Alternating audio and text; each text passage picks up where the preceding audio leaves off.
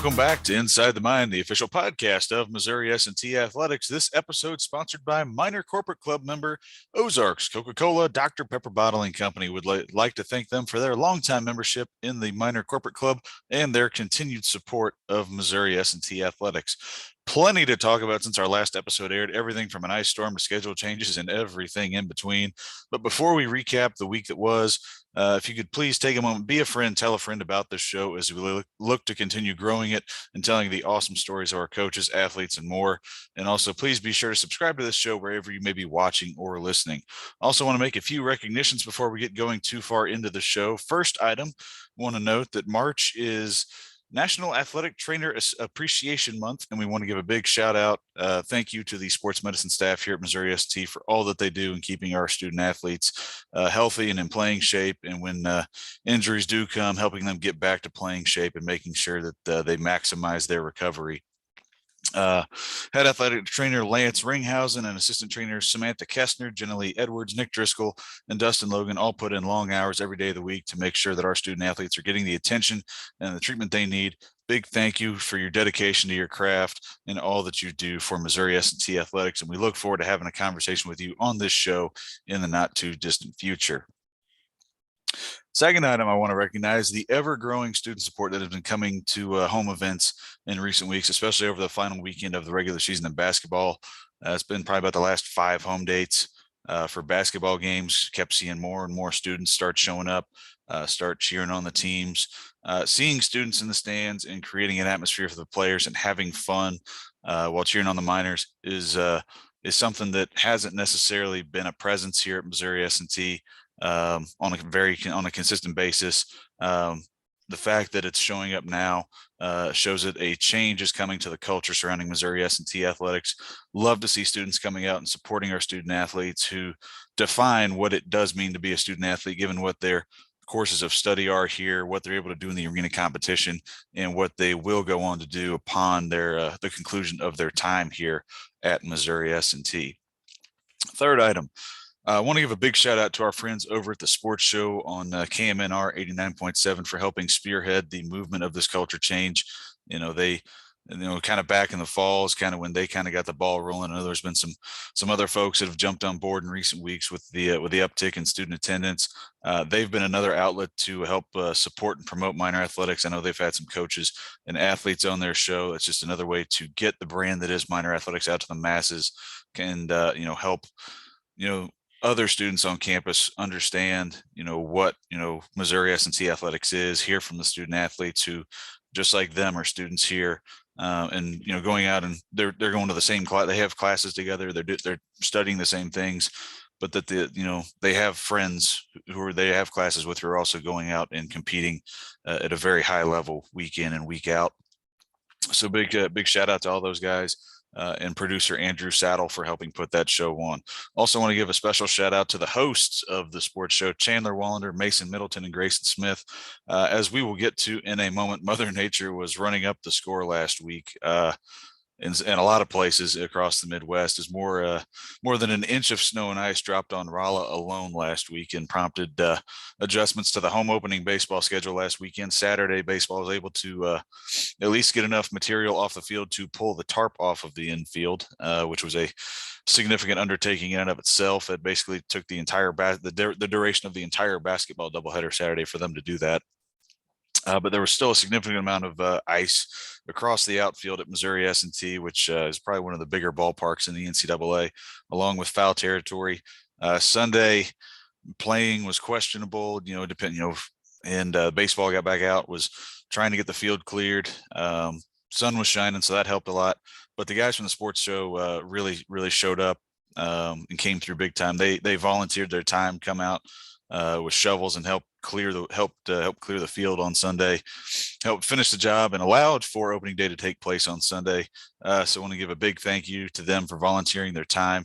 They didn't have to do that. They could have gone out, they could have gotten brunch, they could have slept in, they could have done whatever else except help shovel snow and ice, of which there was still a significant amount. I don't even want to think about how many hundreds of pounds of material were removed from the ballpark at S&T over the course of those 2 days. But hopefully they enjoyed the fruits of their labor as the Miners were able to pick up a win on opening day, which we will touch on in a moment. As an alum of this university and someone who's in their 7th year working in this athletic department, personally, for me, this is exciting to see a change like this coming to Miner athletics. And I am definitely excited to see what the future holds as we continue to move through this year and into next year. Housekeeping items out of the way now.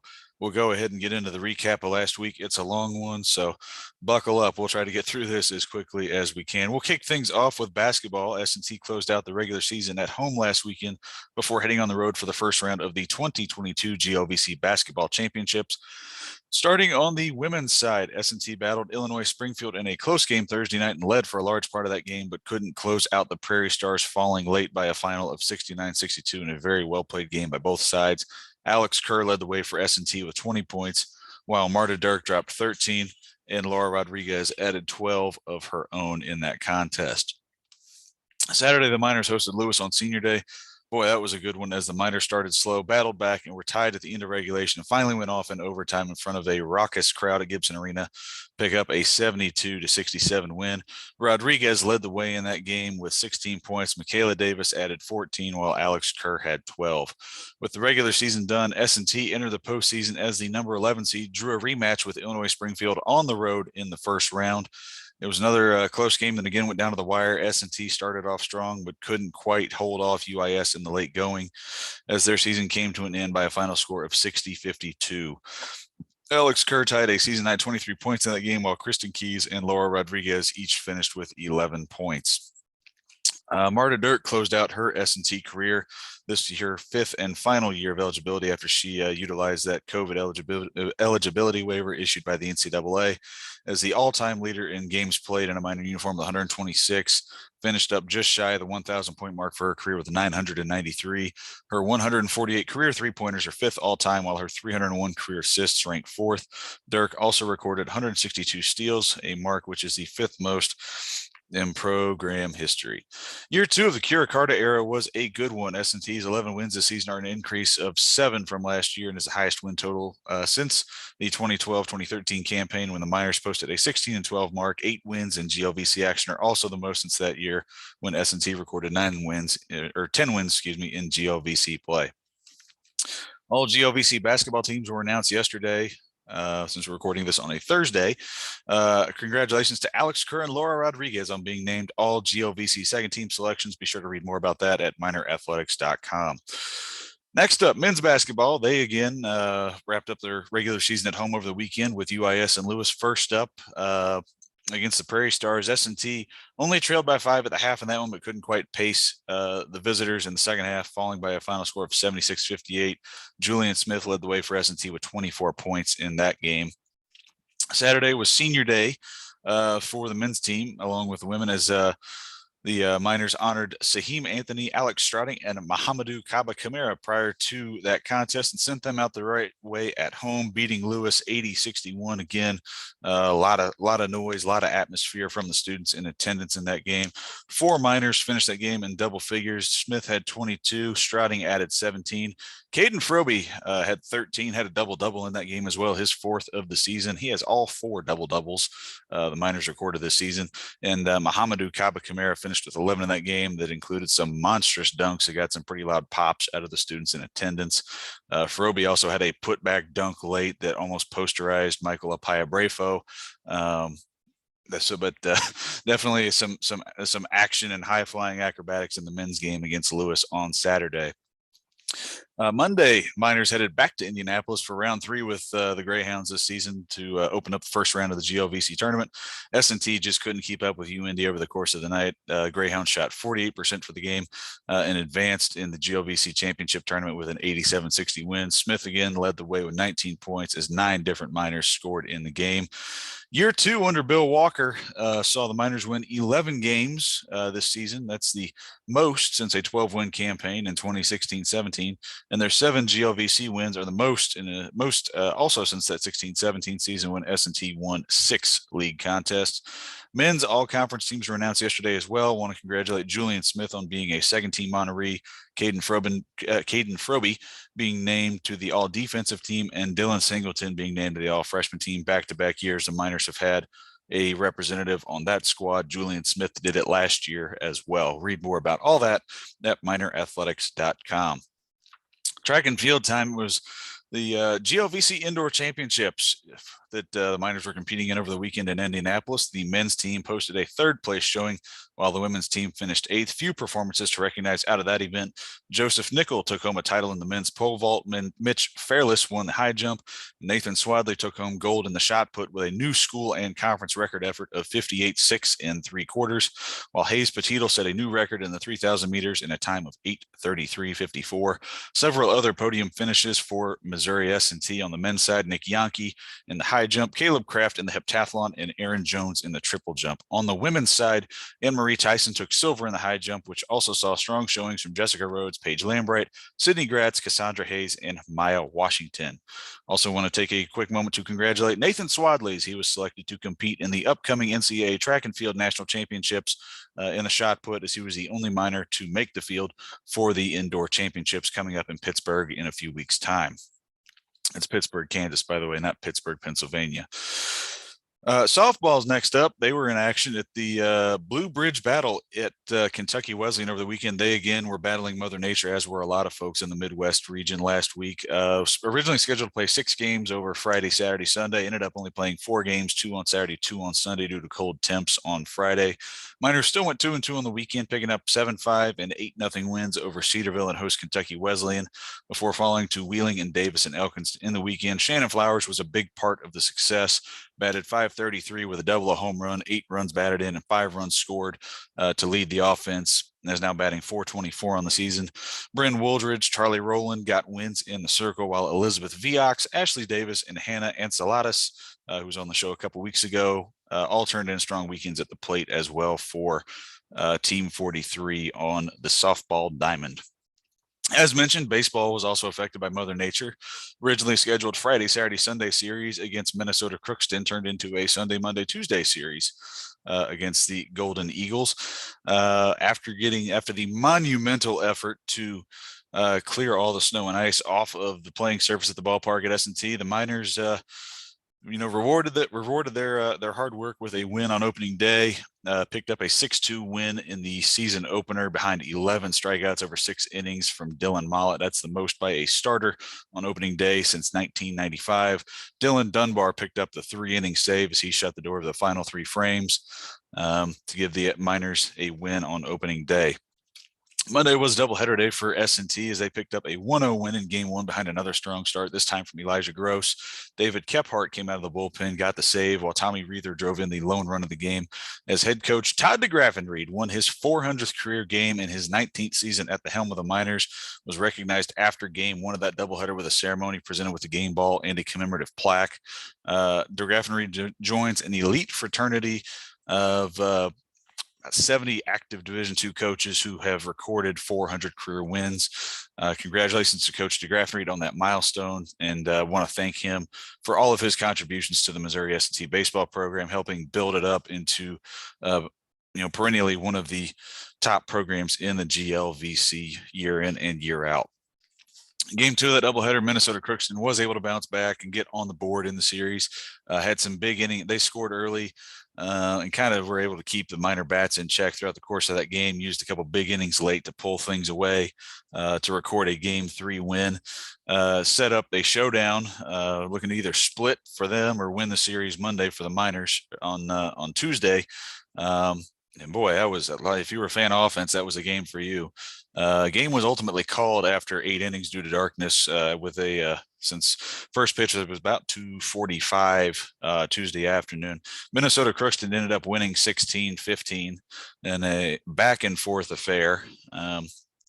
One noteworthy item from that game on Tuesday, S&T saw a pair of single-game home run records fall. First of all, Aaron Burkhoff went deep 3 times, finished a grand slam away from the home run cycle. He hit a solo 2-run and 3-run home run in that contest. First Miner to hit 3 home runs in a game in program history. Congratulations to Aaron.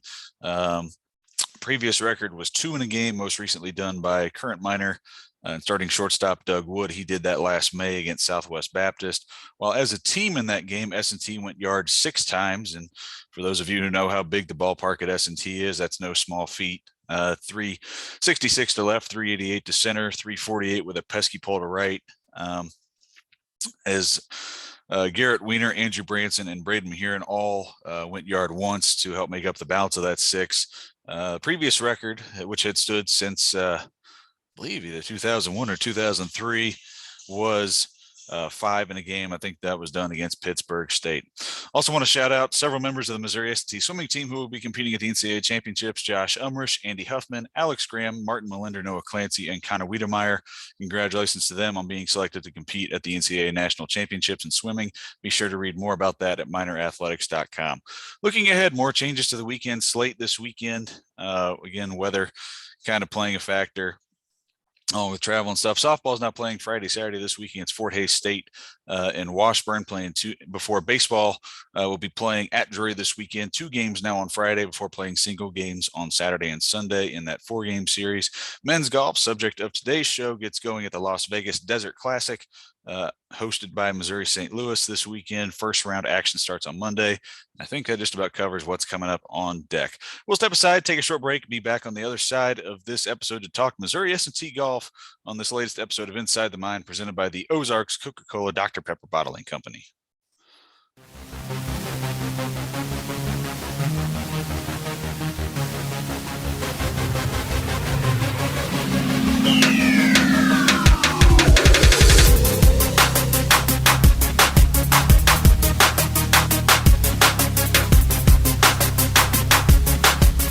Welcome back to this episode of Inside the Mind, presented by Missouri S&T Corporate Club member Ozarks Coca-Cola Dr. Pepper Bottling Company. Thank you for your support of minor athletics. Joining us now, he's in his 5th season as the head men's golf coach here at Missouri S&T, and also spent time as the head coach of the women's program. Prior to his time in Rolla, he was the head golf coach at Division III Central College in Iowa, where he led the program to 4 NCAA tournament appearances in his 6 seasons there, and was also a 3-time coach of the year. Also spent time with the golf programs at Maryville University in St. Louis, and has also been an assistant golf pro at 2 different country clubs and competed on the Pepsi Golf Tour. Please welcome Chad Green to the show. Chad, how you doing? Thanks for stopping by. I know it's a busy week with the trip to Las Vegas pending this weekend. How you doing? And happy golf season. Hey, it's good to be here. Thanks for having us on, Pat. Yeah. So getting ready to head out to Las Vegas this weekend. You know, we finally get back underway with the golf season after what feels like a really long layoff from the fall season. How excited are we to get back out on the course and be able to compete again? I mean, we're pumped. You know, especially the first trip to Vegas. You know, you're guaranteed good weather there. Obviously, being in the desert, so we know what we're going to get. And you know, I don't know who's more excited, the players or me, to get started. Oh, for sure. Obviously, the fall season ended on a very high note with that team win at Northwestern Oklahoma State. How do you think that fall season went? What did you see out of some of the guys that really stood out to you, and what did you see in the fall that really kind of makes you excited and have an outlook for the spring? Yeah, you know, that last tournament was a nice way to kind of end that fall season. You know what I guess the optimistic point was everybody kind of had their good days. We weren't led by one person playing well every single tournament. So you know, you saw the newcomer in Yepa play well, and then you saw Gustav finish the season off strong at Northwest Oklahoma.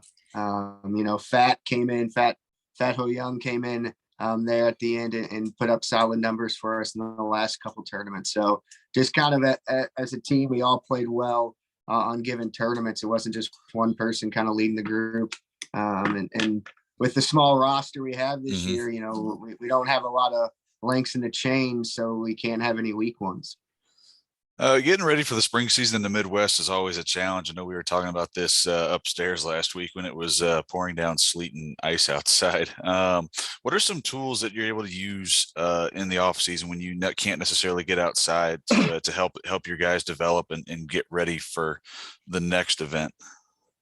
Yeah, so you know, we're fortunate. We do have a couple indoor facilities on campus. Then we actually have one facility off campus that we can use when the weather's not so nice. So we're fortunate to have launch monitors. So that's nice to use when we're inside. And then a place I kind of harp on social media a lot and give them a lot of credit is Kokomo Joe's driving range. It's 8 miles north of campus.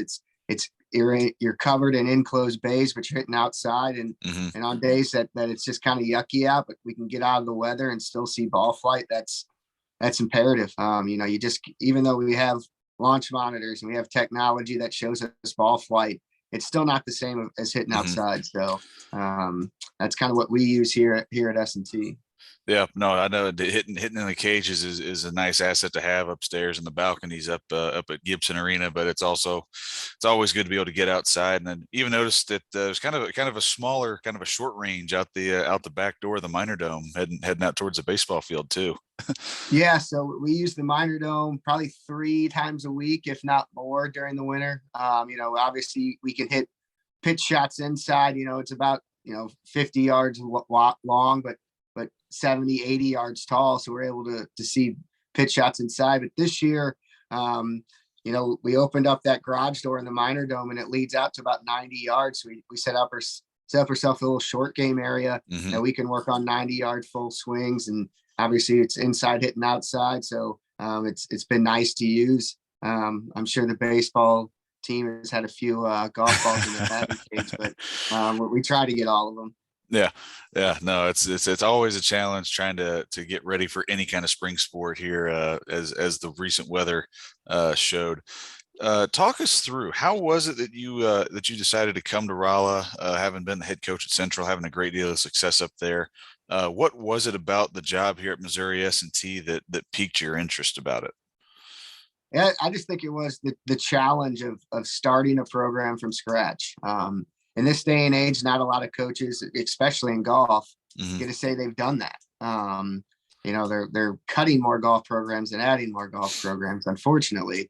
So that was the first thing that piqued my interest, is to start something from scratch. When I was at Central, I took over a very well-established competitive program. And then when I was at Maryville University, I took over a program that was at times having hard to be certified. They just weren't having enough players and they didn't play in enough competition. So, and on some years they weren't even a certified sport because of that. So I've done kind of both. I took over well-established and I took over kind of not established programs. So to start something from scratch was kind of a professional challenge for me that I really liked. I'm originally from the St. Louis area, and that's where all my immediate family lives. So it got me closer to back home, which is also nice. And just knowing this school from growing up in Missouri, what kind of school it is as far as academics, I felt we could be successful in attracting that type of student to come here and play golf at S&T. What are the challenges like when you come in and you're building a program, like you said, from scratch, and trying to reestablish a program that hadn't been active since the early 2000s here? Yeah, and I think here at S&T that the biggest one is we don't get a lot of transfers because of our academics. So I knew I was going to have a lot of freshmen, and we were going to have kind of those learning curves. So that was the biggest one, knowing we were going to be young, and we were going to be young for a while because we weren't going to get a lot of JUCO transfers or four-year university transfers. So that was the biggest one, knowing we were going to be young and we were going to be young for a while. The second one I would say is the academic standards here, and the academic rigors of this university is quite another one. I tell recruits all the time, my players here at S&T study more in 1 week than my players at Central College did studied in a semester. And there's a lot of truth to that. So, that was the 2 biggest hurdles we had to get over. And as coaches here at S&T, I think we have to be really flexible with our time and with our practice schedules. There's about every week, there's a test that a kid has to either change his off day or change what time he's coming to practice because his test isn't at his normal class time. And it's just being more flexible was the biggest thing I learned in my 2 years, where, hey, yeah, practice is scheduled for 3, but you got to test at 4 when your class is usually at 1 o'clock. And we just kind of have to roll with the punches. You're talking about, obviously having a lot of young guys, a lot of freshmen coming in to help start this program. What's it been like to see some of those older guys now having progressed and help, get this program back off the ground and to the level where it is now? Yeah, I think it's the second rewarding thing you do as coaches is besides seeing them graduate and go off and be good stewards of their community, be good husbands, be good fathers. I think that's the biggest reward that I have as a coach is not what they do in the 4 years with me, but the next 20 years Hmm. in their life. But second to that is, watching this program grow and what we've been through in the short 5 years that we've been in existence. Um, you know, Last semester I graduated Austin Horsecamp, who was the first kid I ever recruited, the first kid I Hmm. ever went out and watched play as the S&T golf coach. And he was a big part of who we are today. He might not have played in every single tournament, but he was a leader off the course by far. He helped kids with classes, with strength and conditioning, with time management. And I gave him a very nice little speech at our sash ceremony and Hmm. thanking him for that because what he did in his 3.5 years, 4 years here will live on for the next 20 years because he instilled that in the players that are here, and that will continue to roll through for the next 20 or plus years. Absolutely. No, I remember that, the sash ceremony is always special, and, to celebrate the accomplishments of your athletes, both athletically and academically for everything they're able to accomplish is always a special moment. Going to take a step back here. When you were younger coming up, when did you know that golf was going to be your sport? I'm sure younger Chad Green was probably a standout multi-sport athlete, but when did you know that it was going to be golf that was going to be the number one for you?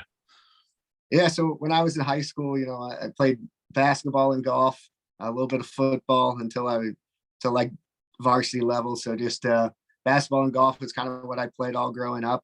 Um, and obviously, I'm 5'7", so I knew basketball wasn't going to last that long. Um, and really, I just wanted to play golf to go to college. I really had at the time going into college, I had no aspirations of coaching or getting into professional golf. I just wanted to go to college and play golf and have a good college experience. Um, I was fortunate to play golf for a coach that coached. I mean, he was in his 70s when I played for him, and then I had the honor to coach against him. That really kind of instilled in me a lot of my foundation of who I am as a coach. Hmm. Um, and I was fortunate. When I was a junior, I went out and worked for his son in Arizona in the golf industry. So, I guess it was kind of in that college years I figured out this is, as coaches say, it's not a job; it's kind of a lifestyle. And this is kind of when I fell in love with it. I don't know, it's it's something that who I am. It's not what I do. So I would say that those in college is when I kind of fell in love with the sport even Hmm. more on a personal level, not so much as, hey, this is just getting me through school. And I went and got in the golf business, and that led into coaching, and it's been awesome. I've been doing it now full time. Been a full time head coach now for 15 years. That's awesome. It's always interesting to hear that. You kind of segued, kind of got a half of my next question here. But what was your experience like as a student athlete? You were multi-time all conference guy down at Clark. Just what was your experience as a student athlete like? Yeah, so I think I had a great experience because I got along with my coach and we were on kind of a Hmm. eye to eye level. Not to say that he didn't push me and that I didn't break team rules every now and then. But that was the biggest thing was my relationship with my college coach. Hmm. Um, we had good teams, and I only played college for 3 years. And 2 of the 3 years we won our conference championship. So that obviously helps. I definitely got better as a player. And I not because of my coach. My coach was actually a retired basketball coach, longtime basketball coach. And his son was a college Hmm. golfer and a professional golfer, so he kind of took up golf. But I just think the access to facilities, you have more time to put in. And so that was that. But my biggest reason for kind of falling in love with golf for the second time in college was because of my coach. Yeah. He pushed me not only to be a better player, but a better human being. I still have a good relationship to this day, and I'll probably give him a call after we get done with this podcast. That's awesome to hear. Um, Real quick, I want to touch on this because my former boss at Jacksonville, his dad is a golf pro at a club back up in I believe New York area. You did that for a little bit. What was that experience like for you? I mean, it's fun when you're young and you don't have any responsibilities. The pay's not great and you work a lot of hours. And if you work in the Midwest, you got to go down south for the wintertime. But the relationships you make and the people you meet, they're second to none. When I worked out in Flagstaff or I worked out in Cedar Rapids or in St. Louis at clubs, you meet all different types of people in all different walks of life. Some of my buddies from Flagstaff, and I was out in Flagstaff in 2006. I still talk to them to this day. It's been, gosh, how many years is that? 18 years now. So, the long hours, the 80 hours a week for little to no pay. I mean, you're making less than minimum wage by the time you do the hourly rate. That's not the best, but there's people I got to meet, the people I got to watch that helped me become a better golf instructor. When I was out in Flagstaff, I was able to work under the Southwest PGA section teacher of the year when I was out there. So, I mean, that was education that I didn't have to pay for. That was invaluable to me now. It's definitely long hours, low pay, but looking back on it now, it was definitely worth it. Just the experiences and the information and education I got from it. Building those networks, building those relationships. That's always especially in what we do, that's a big part of our jobs and everything. Walk us through real quick. What was your time like playing on the Pepsi tour? So yeah, I just played in a few events. I didn't play much on it. Sure. It was fun. I was living in Arizona, so I got to play in a couple events on it. It was good to have good experience. Gotcha. I always like to wrap up these segments with coaches or just with any of our guests for that matter with a little bit of a fun question. If there was any professional golfer that you could go play around with, who would it be and why? Oh man, that's a good one. Yeah.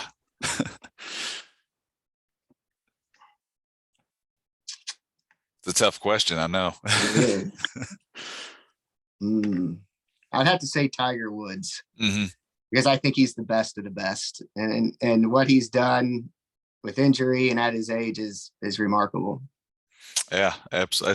That's definitely. I mean, there's plenty of good answers. That's definitely not a bad one there for sure. Tiger definitely be a great one to just kind of pick his brain and everything else. So, well, Chad, I appreciate you stopping by the show today. I know I said it's a busy week and getting ready to get those final preparations in before heading out west. Good luck this weekend. Safe travels. We look forward to following along and getting back underway with golf season. All right, thank you, Pat. That's Chad Green, head golf coach here at Missouri S&T. We'll step aside, take a short break, and be back on the other side with our next guest on this episode of Inside the Mind, presented by Missouri S&T Corporate Club member Ozarks Coca-Cola Dr. Pepper Bottling Company.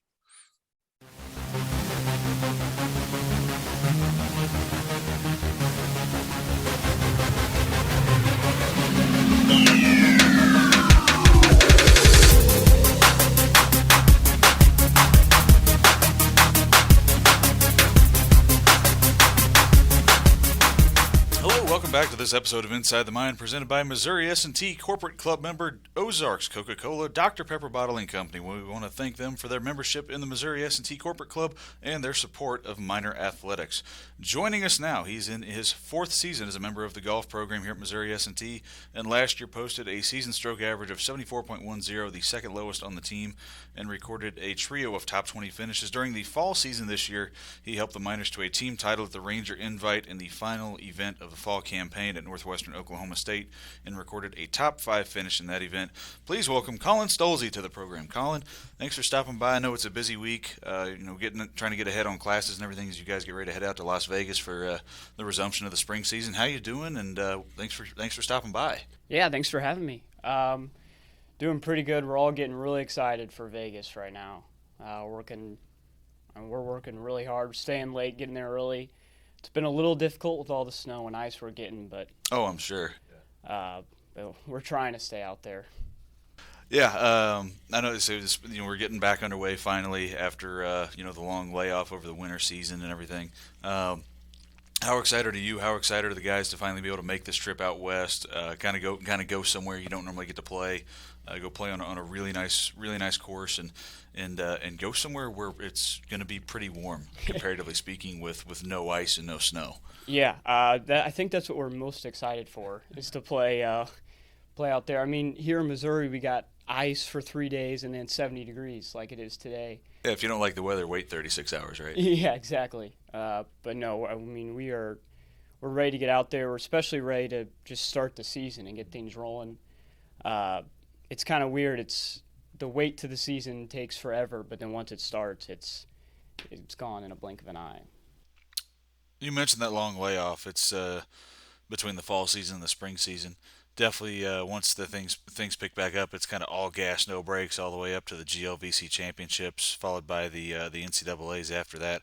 What's the mindset of the guys as we get set to get picking back up here in the spring, and how did the fall set the table for everything moving ahead? Yeah, last season we started off not our best. We didn't have very good finishes, but then we ended on a very strong note with a win, actually, and that was huge. I think that really boosted us, because coming into this season, as soon as we started practicing, we were really excited to keep that going.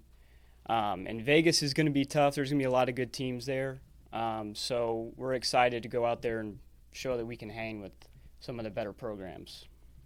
Sure, absolutely. I know that's always, going out and, you get to compete against some teams that you don't normally get to compete. I believe UMSL's hosting this event, though, so you'll get to see a few familiar faces. But I'm sure there's probably going to be some really good competition that you guys don't normally get to match up against out there. You're one of the elder statesmen in this program. This is your fourth year back, or fourth year with a program that's only been back for 5 years since it was reinstated.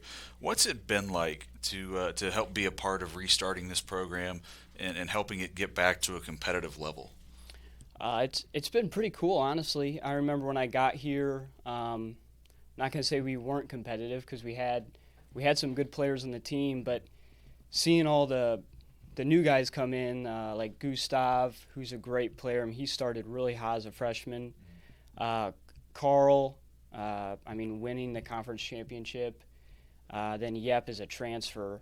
But just being able to see, like, in tournaments that we play in every year, we are able to, instead of finishing, middle of the pack, now we're working towards, some top 3, top 5 finishes, which has been awesome just to see how much better we've gotten as a team. That progression is definitely a measuring stick of just seeing where you started to where you are now. I know it's with every sport's a little bit different, which is kind of how the roster makeup is. Obviously, golf, not a very deep roster. There's currently 7 of you guys. Yeah, 7. I would imagine it's probably a pretty tight knit group. You guys probably have a pretty good relationship with one another. I'm sure qualifying days and everything else and practice. It's all there's probably some really really healthy, friendly competition. But like, what's that relationship like with everybody else having such a small roster size? Honestly, it's been really good so far. When I got here as a freshman, everyone was best friends, and I don't think we've had one person who's been on the team, whether he stayed at the school or not, where they weren't part of the main friend group, which is nice being on, like you said, a 7-man team. You're really not going to run into any team issues, which makes, like you said, practice really fun. It's really competitive. Everyone's trying to beat each other, but they're also trying to make each other better at the same time. Is there anything fun you guys do at practice? Like you guys, if you're going out and playing a practice round as a group, make this a challenge hole, just see who can hit the farthest drive or who can get it closest to the pin or anything? I think every time we pull out driver, we're trying to see who can hit it farther. But yeah, we do a lot of like closest to, just a lot of like mini games between each other, just keeping it fun and competitive. Who drives the farthest on the team probably? Well, it depends who you ask because everyone will say them, but in reality, probably Yep. He can hit it pretty far, but I think consistently Carl hits it the farthest on the team. And then obviously me, but that's without me. I'm not going to get you in trouble for that answer, am I? No. Okay, cool. I just want to make sure that I wasn't gonna start anything with you before the season gets back going. I always like to ask this question whenever we have student athletes on the show. What's your experience been like here at Missouri S&T, and what was it about the university that drove your decision to come here to further your education and also continue your playing career as a golfer? Yeah, I mean, I knew in high school I wanted to do engineering, and it's kind of hard to turn down S&T, especially being from Missouri. You already know everything about the school. So I got to play golf and do engineering, so it's kind of a best of both worlds. But as a student athlete here, it does get very difficult, especially when you're traveling. Like, we're going to be gone for 5 days for Vegas, 6. Yeah, because it's Friday to Wednesday. Yeah, Friday it's Tuesday. it's a long tournament. Yeah. So I mean, you're missing 3 days of school there. I think we're leaving late Friday, so maybe just 2. But even a regular tournament, you're missing Monday, Tuesday every time, which makes it real difficult because the week before you kind of have to work way ahead just for when you get back. Now you're almost behind because you're missing classes. So I think every athlete, no matter the sport, goes through that. So it is difficult, but I think it's worth it going to play. And I know I can go online, look at your roster bio. It says you're majoring in engineering. What specific field are you majoring in? Mechanical engineering. What was it about mechanical that you decided that was the area of focus that you wanted to pursue? It was more that I didn't know what I wanted to pursue. Mechanical engineering, I feel like, is pretty broad. You can go to a lot of different paths through mechanical engineering, so that's why I picked it. It's always interesting to hear kind of why everybody picked what they their field of study. And I think we had Brady Voss on last week. I think he's an aerospace major, and he's always been fascinated with just kind of the aerospace side of things and whatnot. What's your favorite memory been during your time here in Raleigh? I know it's probably it's sometimes a tough question for some people just because there's so many memories. But like what's and there's just so much that's happened. But what's one or two of those moments that's just kind of stood out during your time as a student athlete at Missouri S&T? I'd have to say our first tournament win. I forget where that was. It was at a course called the Pearl Club. I don't remember where that is. Was that in was it Kentucky Wesleyan? Might have been Kentucky Wesleyan. Yeah. That was the first event the first event they won, right? Yeah. John's over here shaking his head. Yeah. So yeah, it's first. That was our first win. That was the coolest. I mean, as soon as we hopped in, we were all calm and collective and trying to be humble and accepting the trophy. But as soon as we got in the van and the door shut, we went crazy. That was such a cool moment. We were so happy because we weren't much of a winning team at the time, but to be able to go out there, well, other people didn't think we were a winning team. We knew we were, and then we actually did win one, and so we just kind of proved to everyone that we were there and that we're a real team. Sure, and that's the first trophy you guys brought home since the program had restarted, and you guys did that in the second year back. Yep. After the hiatus that was, so I can only imagine just you're finishing up that final round. You're kind of looking at the scorecard. You're like, man, we finish up. This is going to be a big deal. Yeah. That's awesome to hear. Are there any professional golfers you try to watch whenever you get time? You just kind of try to take notes on in regards to certain aspects of the game. Be that who hits their driver really well. Who's got a really good short game, hitting irons, reading greens. Is there anybody that you kind of watch on any of the professional tours that you kind of try to take notes on to apply to your style of play? Actually, not at all. I stay away from. I don't watch golf very much. I I Golfer that doesn't watch golf very much. It's boring. I really think it's boring to watch. I mean, like the Masters or like the big tournaments, I'll throw them on, but I just can't sit there and watch it. You don't want to listen to people just talking like this for 6 hours Yeah, straight right, about somebody exactly, hitting a ball yeah. 300. Yeah. And those guys are so good. It's just, fairway green. It's just like, I just don't find it very interesting. But Gotcha. Talk real quick. What was it like getting to match play in the GLVC championships last year? yeah, that was our goal for sure going into before the conference championship. That was our goal, and then being able to do it was really cool. And then we had to go up against UIndy, which is, a top golf team. They're going to nationals every year, but so we knew it was cool to be able to get to match play, but it was going to be tough to get out of match play. And we put up our best fight. Unfortunately, it did snow during our match play round. So I don't know if that helped us or hurt us or what happened, but that was still like a big thing for us to be able to finally get to the match play. And then hopefully this year our goal is to get out of match play and get to regionals as a whole team. Sure, yeah. It's just like I said, in getting a program back up and running. It's just taking those steps each year, just getting better incrementally every time you take the course, and putting together good rounds, putting together good scores, and doing that not just as an individual, but posting those low scores as a team, and getting everybody to where you all want to be. I know you just said that you don't necessarily watch a ton of golf, but if there was anybody who plays professionally that you could actually go out and play 18 with, who would it be and why? Oh, I think the majority of people's answers would be Tiger.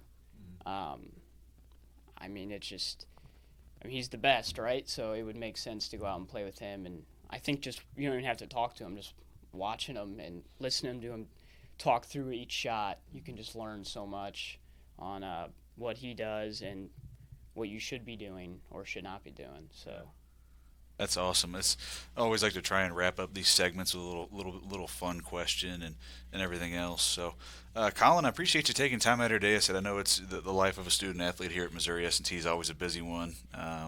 And I know you guys are especially busy this week, getting ready to go on that nice long trip to Vegas. Yep. Definitely enjoy the weather out there. Safe travels. Good luck this weekend. And we look forward to following along and seeing some low numbers this weekend. Yeah, thanks for having me. We're excited. Awesome. That's Colin Stolze from the men's golf team stopping by here on Inside the Mind. And that'll do it for this episode. And again, we want to thank the sponsor for this episode, Ozarks Coca-Cola Dr. Pepper Bottling Company, for their support of Missouri S&T Athletics. Also, just want to take a moment to remind you, if you're not subscribed to this show already, please be sure to do so. That way you don't miss out on any of these future conversations we're going to have. It's our 11th episode, and we've had some really great conversations in the first 10. If you haven't been able to see or listen or watched any of those, you can go back online and find them on plenty of places. Minorathletics.com has a link to all past episodes, as well as places where you can listen to everything. And again, I just want to thank you all so much for taking time out of your day to listen to us. Thank you for your support. And as always, cheers and go Miners.